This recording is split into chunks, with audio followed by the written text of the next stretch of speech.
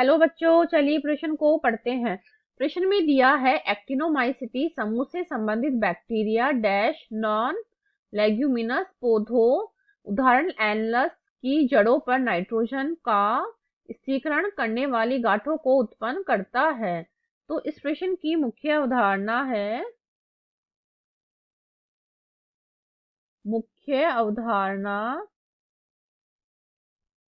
Nitrogen स्थिरीकरण।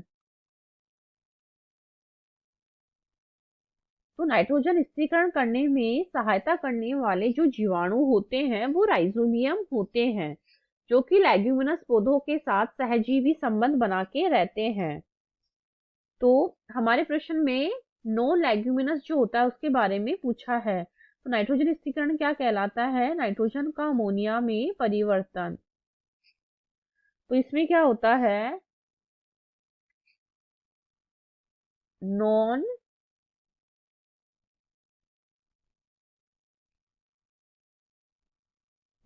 Non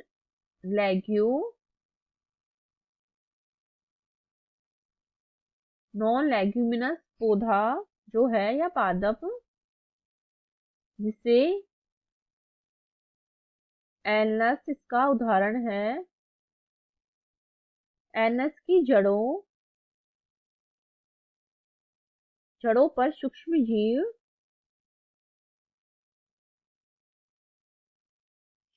जीव जो फ्रैंकिया होता है,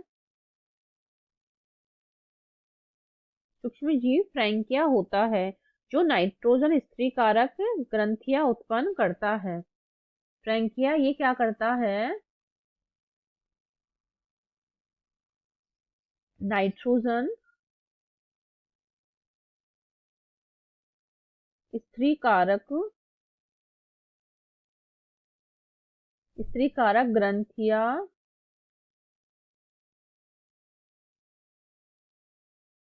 ग्रंथियां उत्पन्न करता है। ये हो गया फ्रैंकिया के बारे में। और जो लेग्यूमिनस पादप होते हैं उनमें जो राइजोबियम होता है वो नाइट्रोजन स्थिरीकरण करने का कार्य करता है। तो इसमें आगे है जो राइजोबियम होता है, राइजोबियम जो कि लेग्यूमिनस पादपों में होता है, वह फ्रैंकिया जो कि नॉन लेग्यूमिनस पादपों में होता है। फ्रैंकिया दोनों ही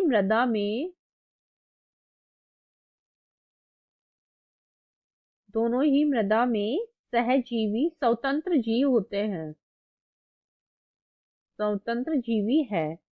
और ये क्या करते हैं? सहजीवी के रूप में वातावरणीय नाइट्रोजन का स्थिरीकरण करते हैं। लेकिन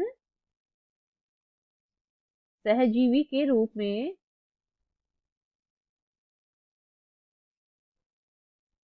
में वातावरणीय नाइट्रोजन का स्थिरीकरण करते हैं।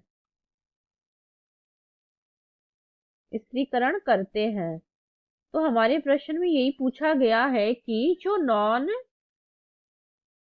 नॉन लेग्यूमिनस पौधे जो एनस की जड़ों पर नाइट्रोजन का स्थिरीकरण करते हैं तो वहां पर गांठें उत्पन्न होती है, तो वो कौन सा बैक्टीरिया होता है? तो वो होता है फ्रैंकिया। बाकी के विकल्प कट जाएंगे, राइजोबियम लेग्यूमिनस का होता है। तो हमारा विकल्प है ए, फ्रैंकिया। आशा करती हूँ आपको इस प्रश्न का हल समझ में आया होगा। धन्यवाद।